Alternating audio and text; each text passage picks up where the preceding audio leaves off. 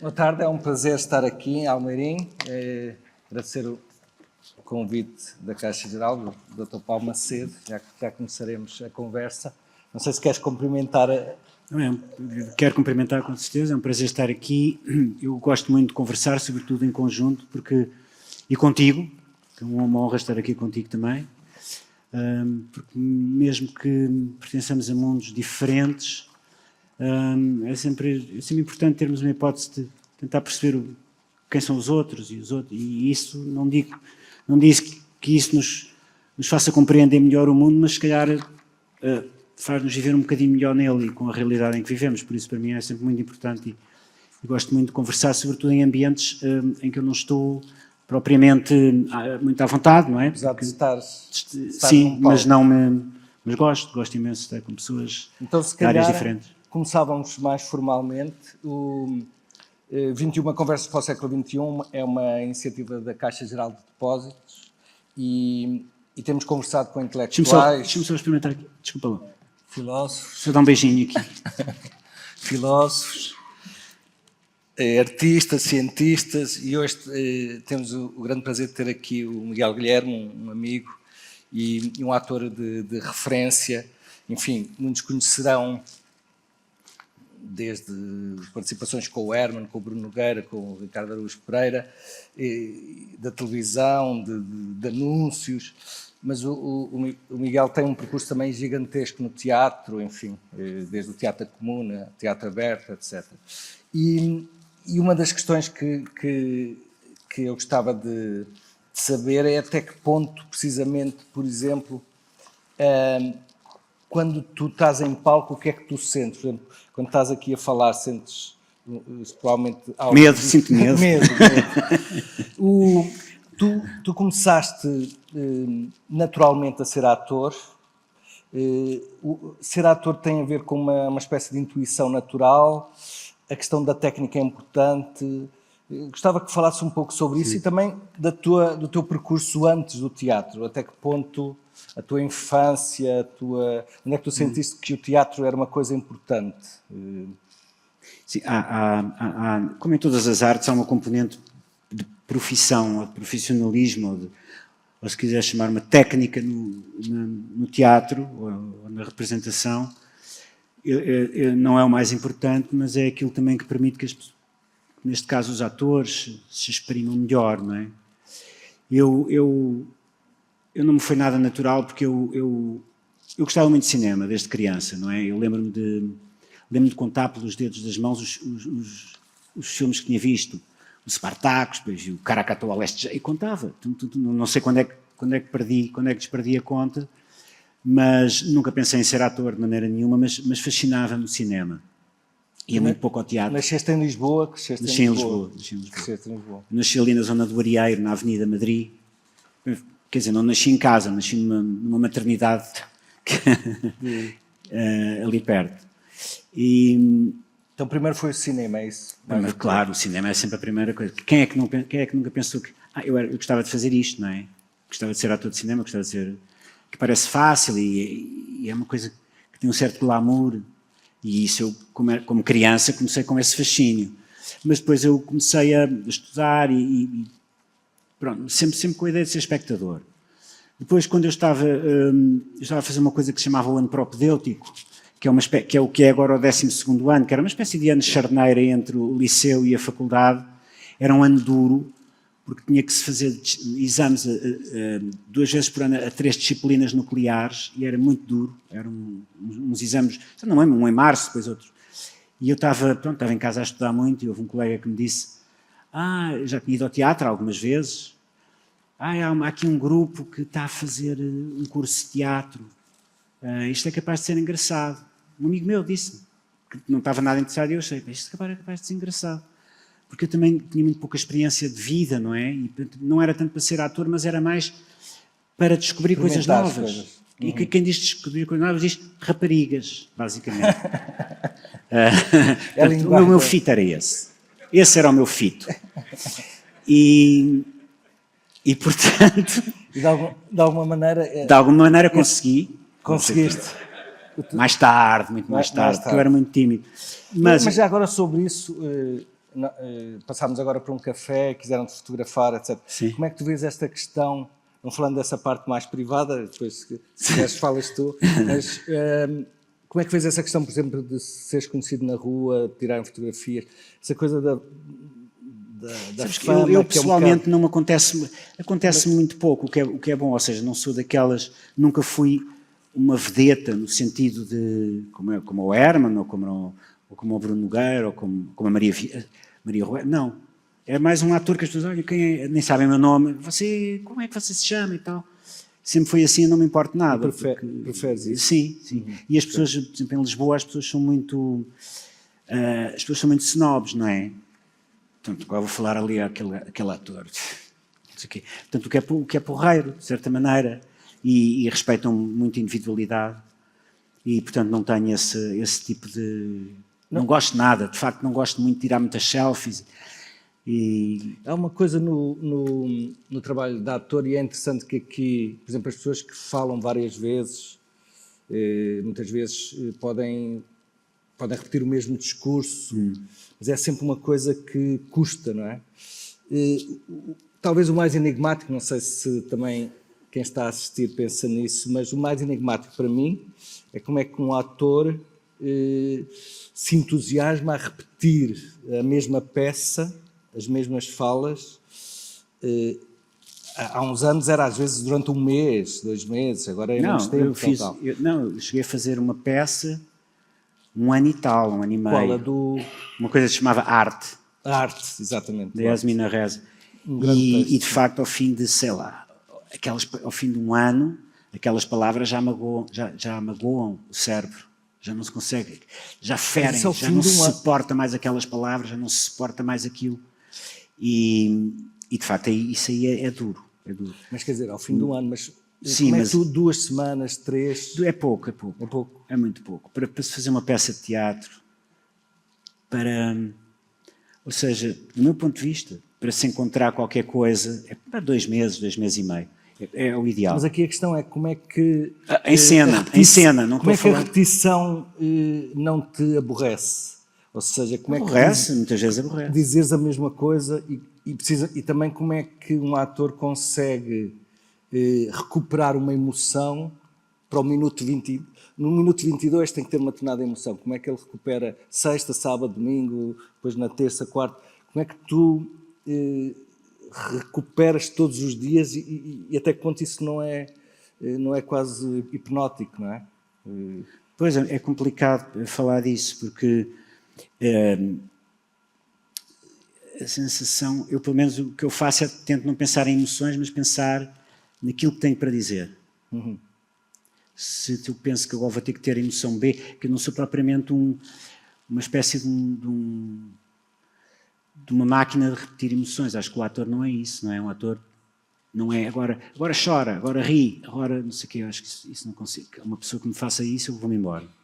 Acho que interessa mais o ator perceber o que é que está ali a fazer, o que é que quer dizer àquelas pessoas, o que é que... qual é o papel dele político e cultural a falar àquelas pessoas, e a partir daí as coisas vão acontecendo. Depois também há um treino, não é? Há um treino técnico que te permite, mas dizem que falha completamente. O teatro é muito interessante porque é todos os dias diferente e há sempre o risco do falhanço, não é? No cinema não, na televisão aquilo corta, depois aquilo é montado, nós não. O teatro é ao vivo e é por isso que as pessoas gostam tanto de teatro, é por isso que o teatro é uma coisa que existe há quase 3.000 anos e que está sempre em crise, mas nunca acaba, não é? E é uma coisa que provavelmente vai... E provavelmente vai continuar. Estávamos a falar sobre a inteligência artificial antes de chegarmos aqui, não é? Provavelmente o teatro e estas artes teatro é a arte formativa provavelmente menos ameaçada pela questão da inteligência artificial, porque é uma assembleia ao vivo. É pessoas ao vivo, mas é uma coisa que pode ser muito, muito sofisticado em termos de aparato, mas na sua base há uma simplicidade muito grande, que é um estrado, umas pessoas a ouvir e outras a falar. E às vezes até, muitas vezes até interagem fisicamente umas com as outras, não é? Portanto, no fundo, o que o teatro faz e que as pessoas gostam tanto, ou a ópera também, é porque é uma assembleia, é uma comunidade de pessoas que naquele momento estão juntas. E é esse lado de comunidade e ao mesmo tempo de perigo daquela pessoa que está ali ao vivo, pode ter um ataque cardíaco, pode ter uma coisa em cima, pode esquecer-se do texto, e tudo isso é muito... Esperemos que isso não aconteça, mas não é isso que as pessoas vão ver, mas na cabeça delas isso também está, não é? Mas já agora e isso é uma coisa que as pessoas ainda prezam muito, não é? E isso não vejo como é que a inteligência artificial possa ajudar aí, porque pode-se criar uns hologramas, mas então já não é a pessoa. A pessoa sente o suor, sente o perfume, eu sinto o perfume. Eu às vezes sinto o perfume das pessoas, o perfume das pessoas que estão a ver. O riso das pessoas. O riso. Sentes isso perfeitamente. Sim, portanto há uma coisa tátil entre nós que é uma coisa muito próxima e isso não é substituível. Nesse aspecto é muito interessante quem é obcecado pela tecnologia perceber que, por exemplo, as artes que estão mais em perigo, o teatro apareceu antes, claro, muito antes da fotografia, do cinema, etc. E de repente a inteligência artificial o que está a pôr em causa não é o antigo teatro, o velhinho teatro, o desatualizado teatro que usava humanos, o que está a pôr em causa é a fotografia, cinema, etc. Sim. E isso é interessante, porque realmente a tecnologia não põe em causa o corpo humano. Quando envolve o corpo humano, a tecnologia não toca, não é? Nós ainda gostamos eu acho que nós ainda apesar de cada vez menos, não é? Nós interagimos cada vez menos uns com os outros, ou pelo menos os meios que nos levam, por exemplo, os miúdos interagem fisicamente, mas é através das aplicações, através do Instagram, através daí é que eles depois se encontram, não é? Portanto, há uma espécie de um veículo anterior ao encontro físico. O encontro físico existe, mas não existe sem que esse veículo seja presente. Um miúdo de 10, 12, 15 anos que não tenha um telemóvel é um miúdo completamente isolado. Ou quer estar isolado, ou então é um miúdo que é quase está destinado ao fracasso social. Que esta parte da tecnologia também te interessa muito e que tu, por exemplo, esta questão como a tecnologia está a mexer no corpo humano em termos da possível imortalidade, íamos um bocado a falar sobre isto também. Eu li agora já leio menos, eu li muita ficção científica e na realidade a boa ficção científica é aquela que não fala exatamente do futuro, mas usa o futuro como um pretexto para falar do presente e das pessoas como elas são agora, não é? Eu li muita ficção científica e o que é que te atrai nisso? O que é que te atrai nisso? Tem a ver com uma espécie de mundo paralelo? É um mundo... eu não sou nada científico, mas ou seja, a ideia... Eu sempre gostei muito de história, não é? E a história do passado interessa-me, mas também imagino muito o futuro. Gosto de imaginar. E eu sou muito pessimista em algumas coisas, mas há outras em que sou muito otimista. E em relação a nós, espécie. À espécie, eu acho que ainda vamos, a não ser que venha um meteoro e dê cabo disto, eu acho que a gente ainda vai ficar aqui bastante tempo. Sim. Engraçado, somos das poucas espécies, não sei se a única, que temos sentido de humor, não é? Isso é interessante, o sentido de humor também salva um bocadinho, não é? Sim. Eu acho que o humor o cómico e o humor são grandes agregadores de pessoas, não é? E muitas vezes nós resolvemos os problemas entre nós através do humor e do cómico. E isso é muito importante. Rir ou seja, o espasmo que o riso provoca no corpo está provado que é muito saudável, não é? Ou seja, que nós mexemos muito músculos a rir. E eu gosto imenso de... Eu, na vida real, sou muito careta, ou seja, não tenho sentido de humor nenhum, não sei contar uma anedota, mas não sei porquê, quando represento, de facto, gosto de fazer rir. E muitas vezes gosto mesmo só de fazer rir. Às vezes sou mesmo escapista, gosto de fazer coisas escapistas, em que é mesmo só para rir. sem muitas intenções, mas isso é muito importante, não é? Rir desbragadamente. Há pessoas que passam, foram feitos alguns estudos, aqui há pessoas que passam, por exemplo, um ano inteiro sem se rir, ou 2 anos, sem rir. Sem rir à gargalhada, não é? Nada, não. Nem à gargalhada, nem não se ria. Portanto, e isso são pessoas muito doentes. A mim já me aconteceu também. Eu já tive uma altura em que estive deprimido, também não ria.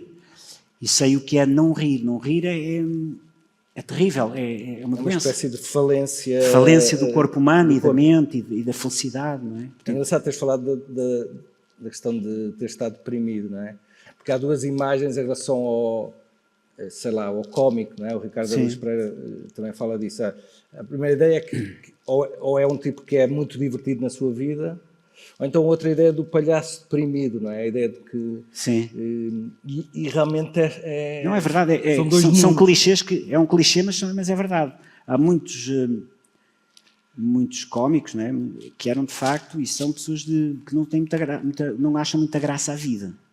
Mas, por exemplo, à vida vivida, não acham muita graça. E isso é que os torna cómicos, não é? Para mim, a comédia está sempre ligada um bocadinho à tragédia. Como dizia o Beckett, não há nada mais cómico do que a tragédia, não é?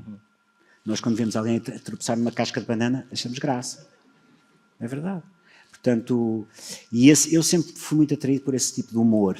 Digamos, um humor mais ligado à tragédia humana, ao que a tragédia humana, ao que o nosso povo tem de risível. E isso é um humor muito interessante, não é? Mas quer dizer, por exemplo, quando tu acabas um espetáculo em que as pessoas se riram imenso, o Miguel Guilherme tem várias peças. O Miguel Guilherme acho que é uma personagem, digamos, um ator muito raro, porque acho que é muito bom ator cómico e muito bom ator trágico, não é? Já vi peças... Se eu for honesto comigo próprio, acho que sou melhor cómico do que tu. Não, eu já vi, não acho. Sim, não mas eu acho que... Mas a pergunta era um bocado, quando estás naquelas peças em que as pessoas riem muito, a peça acaba, tu vais para casa... Tristíssimo. Triste. Não, estou a brincar. Não depende do dia. Já me aconteceu, desligar. por exemplo, ter um dia mau, como todos nós temos, não é? Às vezes mesmo muito mau, e ir fazer aquele espetáculo salva-me o dia, salva-me naquele dia, ou seja... ajuda-me a suportar o dia e a ultrapassá-lo, ou seja, porque há uma dissociação da vida, da realidade, que é ótima para um ator. Eu gosto imenso de viver nessa realidade paralela, que é o teatro, que é o cinema, e mais o teatro até, porque nos permite às vezes distanciarmos da dura realidade, não é? E quando às vezes eu tenho um dia mau, e à noite vou representar, é como que um balão de oxigênio que me ajuda.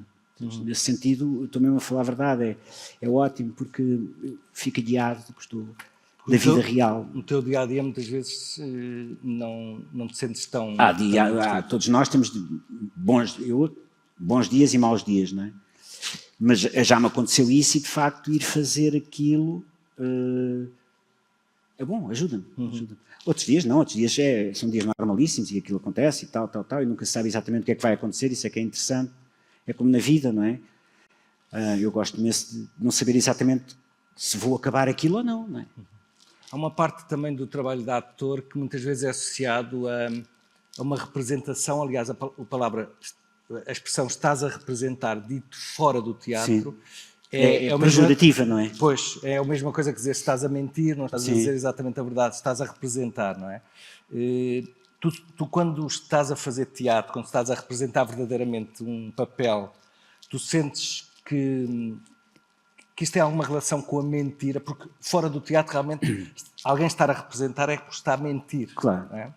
Ou está a mentir mal, porque na realidade todos nós mentimos, não é? Ou se quiseres uma pergunta mais perversa, tu sentes que por seres ator, por representares bem, na vida real, consegues mentir melhor? Não. Quem é mentiroso é mentiroso. Quem é bom mentiroso é bom mentiroso. Quem é mau mentiroso não precisa mentiroso. De curso, é? Não precisa de curso. É uma coisa já nasceu com a pessoa. É uma coisa que já nasce. O bom mentiroso já nasceu bom mentiroso. Então, é fascinante. Sim. Portanto, eu não sou... Eu sou apanhado sempre nas mentiras. Sempre. Isso é Portanto, incrível. estás a ver, não tem nada a ver uma coisa com a outra. Isso é muito Porque, na engraçado. realidade, representar não é mentir, não é? No fundo, é a procura da verdade. Quando se tem um bom texto, sobretudo um texto, aqueles textos que nós achamos que acarretam responsabilidade, porque fazem parte da, sei lá, da humanidade, ou daquilo que a humanidade, sei lá, o Shakespeare ou um Beckett. Na realidade, o que nós procuramos é sempre encontrar a verdade daquilo. E a verdade daquilo é sempre diferente de pessoas para pessoas, de década para década, de país para país. Portanto, e essa é a procura da verdade daquelas palavras, é exatamente o contrário da mentira, não é?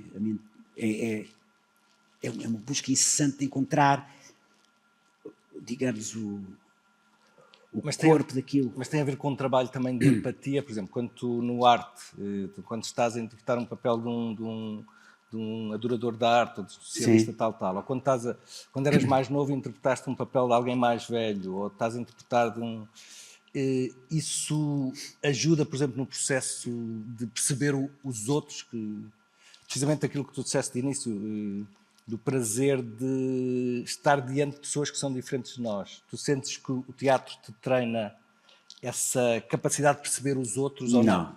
Não. Capacidade de perceber os outros não tem nada a ver com o teatro. Nem com tem a ver connosco.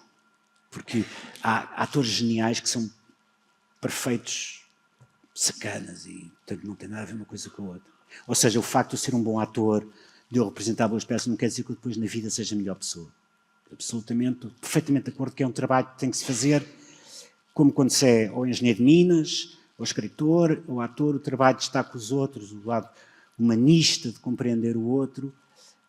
Agora, há textos de teatro que, se tu olhares para eles e os têm a ver com isso e tornam-te melhor, pelo menos naquele momento.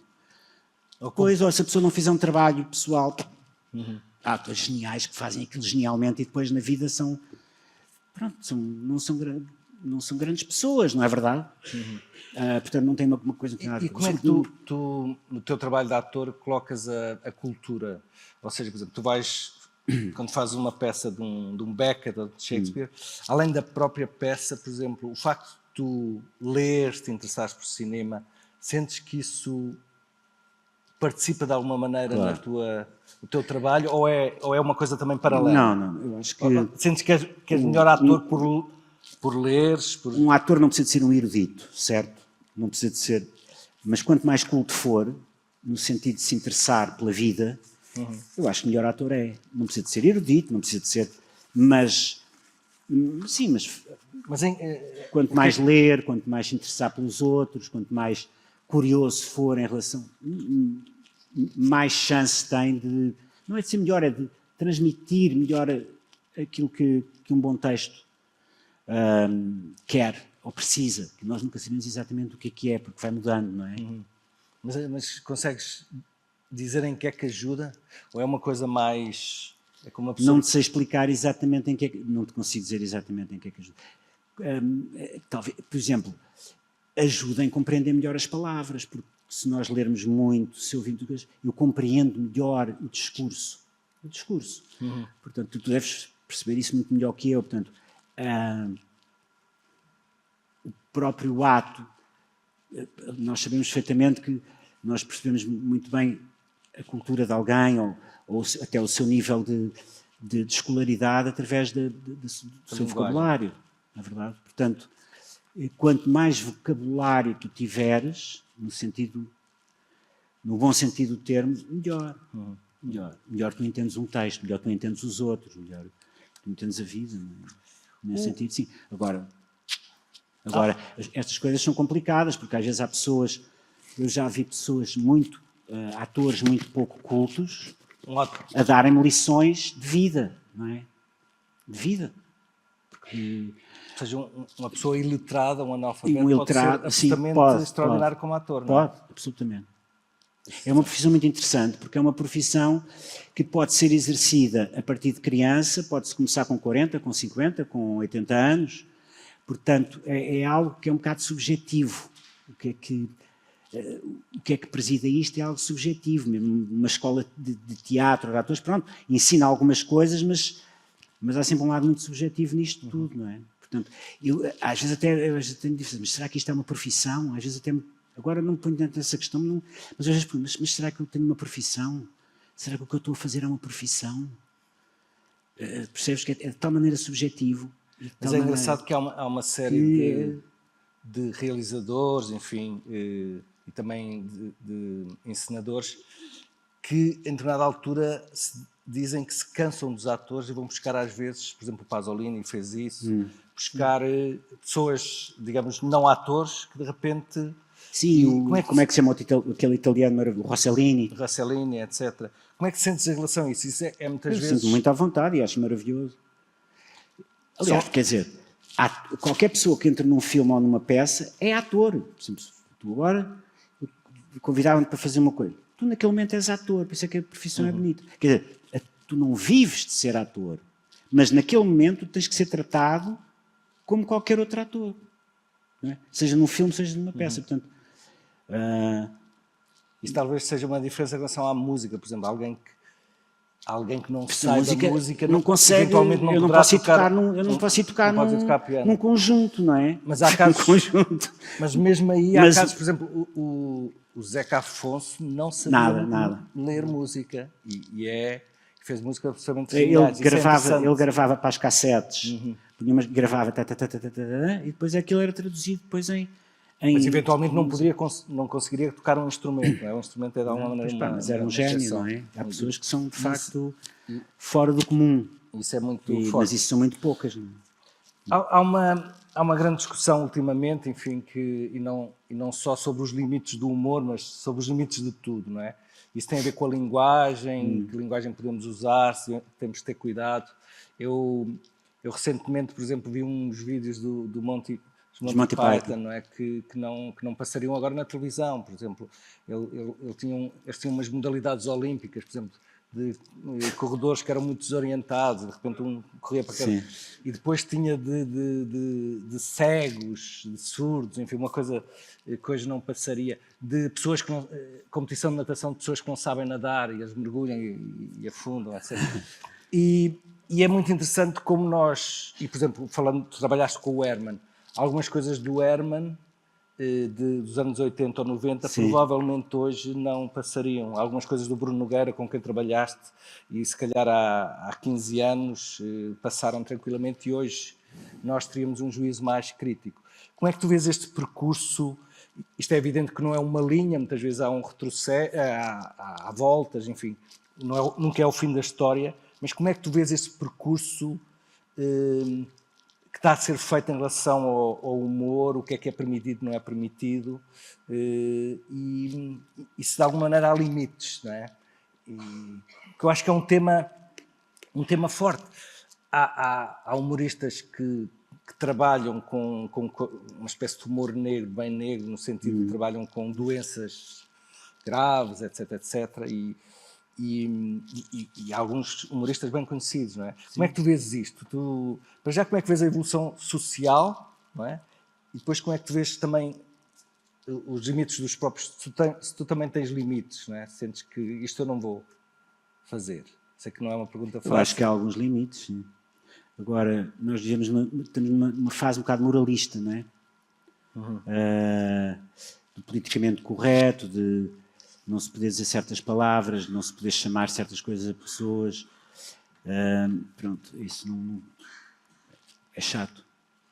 Mas continua-se a fazer, por exemplo, eu lembro-me que, apesar de tudo, nos anos 80, nós não podíamos criticar um político. Quer dizer... Não podiam? Não. Aparentemente podíamos, mas na realidade não podíamos. Ou seja, eu lembro-me que, por exemplo, eu fiz uma coisa em 95, ou 90, já não me lembro, 96, fiz um tempo de antena do Partido Socialista, e foi quando o Ianes concorreu com o partido dele, e eu e o Zé Pedro Gomes, na altura, fizemos um sketch em que o Ianes entrava. Era o Ianes. E aquilo era, de facto, o Zé Pedro era igual. E era muito, muito cómico. Muito, muito cómico. E imediatamente, nós dissemos assim, eram 5 sketches. Este é o primeiro, este é o segundo, este é o terceiro, este é o quarto, este é o quinto. Okay? É por esta altura é por isto que a gente quer que vocês ponham isto. Claro que eles puseram logo o quinto. Acabou ali, houve tipos do PS que se quiseram demitir, e não era do partido deles, por uma brincadeira com o Ianes, em 95. Portanto, apesar de tudo, as coisas melhoraram, e acabou aquilo. Pois é evidente que nós fizemos com que o Partido Socialista tivesse a pior votação de sempre, o PSD teve uma maioria absoluta, não sei se foi por causa disto.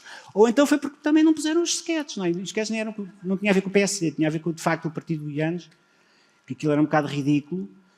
E eu gosto imenso do Ianes, mas... E fomos completamente censurados, não é? O humor tem algum impacto político, achas? O humor é das coisas mais perigosas politicamente. Não é? Isso, nós temos a prova histórica de que assim que há uma ditadura ou que é um Estado mais, digamos, mais repressivo, a primeira coisa a ir à vida é o humor, não é? Porque as pessoas... Que mesmo em Estados ditatoriais ou proto-ditatoriais... O humor, seja ele... Às vezes o opositor frágil é admitido, mas, por exemplo, o humor sobre o poder não é admitido. Não, claro. E às vezes nem é só não é uma questão só até de poder. O próprio riso pode não ser muito bem-vindo. O riso desbragado pode não ser muito bem-vindo, porque é sempre algo que foge ao controle. Não é? Quer dizer, estou a exagerar, isto é uma hipérbole, estou a hiperbolizar as coisas, mas uma plateia descontrolada a rir não é muito interessante para alguém que seja ditador ou que seja ou autoritário, não é? Tudo o que seja é estranho para isso. Portanto, o humor nesse sentido... Aliás, há aquele livro do Humberto Eco, coisa do Aristóteles, que era sobre... um dos livros de Aristóteles estava perdido, que era sobre o cómico. Não é? Porque precisamente a Inquisição não queria que o cómico existisse, então era uma coisa muito perigosa. Sim, o humor pode ser muito interessante politicamente, mesmo quando não está a falar de algo politicamente concretamente. Não é? Tu tens... Quanto mais uma sociedade se ri de si própria, mais livre é. Não é? Quanto mais uma sociedade admite os seus próprios erros e admite o ridículo de si própria, mais livre é. Eu acho que o humor, o riso é também um sinal precisamente de liberdade. Quer seja numa pastelaria, quer seja num país, não é? Quando percebemos que os empregados têm sentido de humor e brincam entre eles, há ali qualquer coisa que funciona. Eu acho que quando a coisa está muito séria... É porque... E também é um alívio, porque eu lembro-me quando eu era miúdo, antes do 25 de Abril, tinha 14 anos, mas lembro que uma das coisas que as pessoas faziam e que as ajudava a suportar o dia-a-dia, e há exemplos disso, por exemplo, na Checoslováquia, todos aqueles cómicos, aqueles escritores muito cómicos, checos. O Valente Soldado de Zweig. Sim, o Abral, aquele que fez os comboios rigorosamente vigiados, tudo aquilo ajudava as pessoas a suportar aquele clima horrível, não é? De repressão, etc. E eu acho que isso também acontecia cá muito. Não é? A revista à portuguesa, de certa maneira, criava ali uma espécie de um pequeno reduto de resistência, não é? É muito curto, mas é muito interessante. A revista é interessante, a revista portuguesa agora desapareceu um pouco, mas é interessante porque pouco não, quando eu comecei a fazer teatro já a revista estava morta, não sabiam, mas já estava, não é? Mas teve um papel no Estado Novo importante, não é? Teve. Isso é muito... Teve, porque era, de certa maneira, conseguia me criticar. Podiam-se rir um pouco do regime, aquilo, não é? Apesar de tudo, aquilo era tudo muito... a censura cortava muita coisa, não é? Mas eles depois voltavam a pôr, etc. Havia ali uma brincadeira de gato e de rato com a censura. E nesse particular, tu dirias, há algum papel que tu não interpretarias? Ou seja, até mesmo pensando nos teus papéis mais trágicos, de um criminoso, papel que tu dirias, Não, ou assumes mesmo que é mesmo uma representação e, portanto, não... Não, eu não vejo tanto um papel, mas um texto. Provavelmente haveria um ou dois textos, alguns textos que eu não representaria, não tanto o papel em si, mas o texto de teatro ou o argumento de cinema, e não tanto um personagem, mas o argumento ou a peça no seu todo. Sim, há coisas que eu não faria, não é? Tenho a certeza. Não tanto um personagem. Quando muito podia não fazer um personagem que eu acho que não era adequado para mim. Por exemplo, eu fiz um personagem, já contei isto uma vez, contra mim próprio. Por exemplo, eu fiz o Capitão Ahab do Moby Dick. Eu não tenho capacidade, nem vocal, nem física para fazer o Ahab. Pronto, fiz, não devia ter feito. Porque como é que eu ia dizer? Há tipologias físicas e vocais para determinados papéis, não é? Um ator não pode fazer tudo. Quer dizer, poder pode, mas não vai fazer muito bem, não tem muito interesse. Eu fiz o Ahab, ok, porreiro. Mas, na realidade, eu não podia fazer aquilo. Não era para mim. Aquilo não é para mim. Não é para o meu físico. Para a minha voz. No outro contexto estávamos a falar de por vezes quando dois atores estão no palco e não se dão assim tão bem, ou quando por vezes um ator chama a si a atenção, não é? Os grandes atores, normalmente, nós olhamos para eles quase naturalmente, mas depois há muitas vezes um tipo de boicotes. Como é que tu vês o ator a este nível? E também pela questão dos aplausos, ou seja, muitas vezes associamos o ator, o cantor, assim, a pessoas muito ligadas ao ego. Como é que tu vais sentindo esse mundo de egos? Porque num palco é uma coisa muito objetiva. Uma coisa é uns egos distribuídos numa empresa, egos distribuídos tal. Ali é, de repente, num espaço de 10 metros quadrados, estão ali 3 ou 4 egos, não é? Como é que tu vês... Há assim uns filmes famosos sobre esta questão do ego dos atores, não é? Como é que tu vês e há alguma situação que te lembres em que de repente houve ali um problema de ego ou uma espécie de... diante de um público? Pois, não é um ambiente muito saudável. Aviso já. Do teatro, não, estou a brincar. Mas geralmente, eu gostava de dizer o contrário, mas geralmente os grandes atores têm egos grandes e tendem, bons atores, grandes atores, e tendem a comer tudo o que está à volta deles. E não gostam que outras pessoas, quando eles estão, sejam tão boas como eles, ou desfaçam qualquer tipo de sombra. Esta é que é a verdade, grandes atores, geniais, mas o palco em si é como na vida, tem momentos bons e tem momentos em que as pessoas lutam por um lugar ao sol, não é? E se calhar é dessa luta, diz que às vezes acontecem coisas interessantes. Portanto, eu a ideia, quando eu comecei a fazer teatro, era de nós sermos todos iguais, no sentido em que, e é a ideia mais bonita, aliás, a ideia mais bonita era nem sequer haver profissionais, não é? Era sermos amadores, todos. Toda a gente devia fazer teatro, toda a gente. Um bocadinho, é uma utopia, mas é uma utopia bonita, que não é preciso ser profissional. Devia ser uma coisa que toda a gente fazia. Porque, de facto, é interessante. Na escola havia uma certa tradição do teatro, não é? Exato. E quando as coisas correm bem numa peça, é quando nós estamos todos juntos. Ou seja, os atores estão juntos uns com os outros, e não só com uns com os outros, é com o público. E isso são noites maravilhosas. Não são todas as noites, mas é quando a sala... Isso aconteceu umas 4, 5, 6, 7 vezes. Já, a sala está toda a respirar ao mesmo tempo e com o mesmo tipo de respiração. E isso é maravilhoso. Maravilhoso. Há uma tradição estamos quase a terminar. Há uma tradição do teatro no, um teatro japonês que interpretam vários tipos de pessoas. Sim. O marido, a mulher, o viajante, etc, etc. E há um tipo de personagem que é muito paradoxal. Desculpa lá, há o no e o kabuki. Qual é que é o mais... Há um que é muito popular, que é o kabuki ou o no? O no é mais popular. O no é muito popular. São duas vertentes.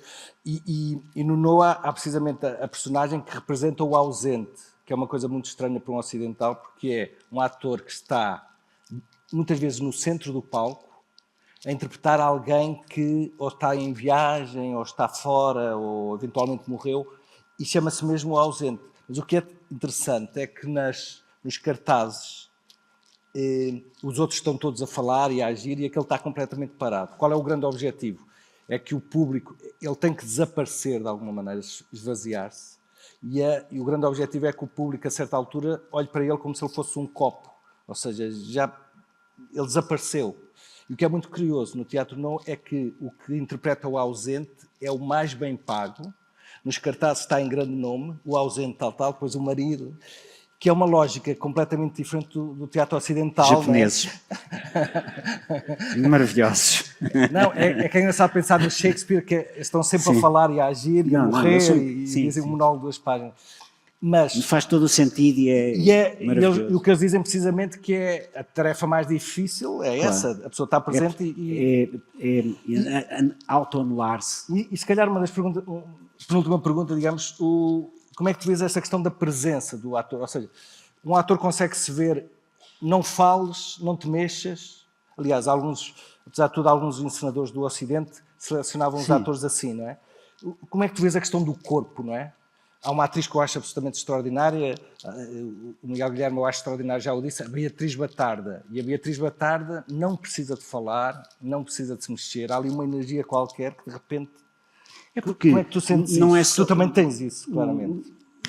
Mas como é que mesmo na isso? vida real nós não falamos só com o texto, falamos sobretudo com os olhos, não é? E com o resto do corpo. Portanto, isso faz todo o sentido. Ou seja, o ator que só precisa da verborreia para falar, ou que só se sente confortável, como se fosse, uma galinha a cacarejar, não é tão bom como um ator para quem o texto ou o silêncio são exatamente a mesma coisa. Portanto, pode-se falar sem texto. Tá. Porque geralmente os atores querem... Qual é o texto? Qual é o texto? E é uma coisa às vezes um bocadinho parva, porque... e é o texto? E tenho texto? Não tenho texto? Nós medimos muitas vezes, pelo menos no teatro ocidental, não é? Sim, é mesmo o tamanho de um papel ou a qualidade de um papel pela quantidade de texto que nos dão. Não é? Quanto mais texto, melhor. Mas quanto mais texto, mais importante é o papel. É uma lógica completamente diferente. Que é uma lógica diferente do Nu. Não é? E de facto todo o teatro, a partir dos anos 60, sobretudo com o Peter Brook, e até um bocadinho antes, o teatro ocidental vai buscar muito ao Oriente e traz muitas coisas da Índia, do Japão, da Indonésia, para o teatro ocidental e isso acaba por insuflar uma nova dinâmica ao teatro, portanto, europeu, digamos, que já há muito... Mas esta luta por mais texto, etc., por ter fez-me lembrar o Peter Sellers, enfim, tem um filme muito conhecido em que ele é ator, ele quer ser... desde criança quer ser ator e finalmente dão-lhe um papel, mas é um papel muito secundário porque ele no início do filme é-lhe dado o papel que ele tem que tocar a corneta para a cavalaria avançar, mas depois apanha um tiro e morre, portanto acabaria o seu papel. E o filme do Peter Sellers, se virem, ele começa a tocar a corneta, apanha um tiro, cai, mas depois levanta-se e volta a tocar a corneta, depois apanha outro tiro, depois a certa altura há um monte de pessoas a dispararem a ver se ele... E muitas vezes há essa luta dos atores para quererem mais, quer dizer, muitas vezes é mais folclore que outra coisa, porque na realidade as coisas há uma maior... As coisas não correm tão mal como isso entre nós, ou seja, às vezes é uma grande... Sim, é uma comunidade que muitas vezes faz tudo para que as coisas corram bem, sobretudo quando são um grupo pequeno e gostam da peça, etc. Isso realmente é muito comovente de ver. Miguel, última pergunta. De alguma maneira tu começaste muito novo, começaste com que idade? Eu comecei com 19. O que é que sentes que... Eu costumo dizer que nunca trabalhei na vida, não é? O que é que sentes que, ao longo destes anos, o que é que sentes que aperfeiçoaste? Sentes que perdeste alguma coisa? Sentes que... O que é que sentes a esse nível? Que mudanças é que Sinto sentes? por um lado, sinto que tenho mais experiência, não é verdade? Mas, por outro, tenho imensas saudades da frescura que eu tinha quando era mais novo. Quando estava a descobrir as coisas pela primeira vez. Portanto, é sempre muito... É cada vez mais difícil eu surpreender-me a mim próprio e tentar ser o mais verdadeiro possível naquilo que estou a fazer. Portanto, a experiência é um pau dois bicos. A experiência pode ser boa por um lado, mas pode ser terrível por outro, porque, eu já fiz isto. Eu já sei como é que é. É assim. Então, acabamos por não nos surpreender nós e não surpreender o público, não é? Que é o que nós queremos, no fundo. Não é? Portanto, falta experiência por um lado e depois também sinto muita falta desse miúdo que eu era quando tinha 19, 20 anos ou 30. Porque a pessoa está completamente a observar tudo. Quando aquilo começa a fazer aquele fascínio brutal, e disso tenho muitas saudades. Mas quer dizer, não, é uma coisa que eu não estou sempre a pensar nisso, não é? Mas agora que já que falaste nisso, acho que sim. Mas claramente a questão da experiência é determinante. Tu agora, muito mais rapidamente, entras num papel... Pois, infelizmente sim. Miguel, muito obrigado. Agradecer a presença de Miguel Guilherme, é um grande prazer estar aqui. Obrigado, foi um prazer estar aqui com vocês. Muito obrigado.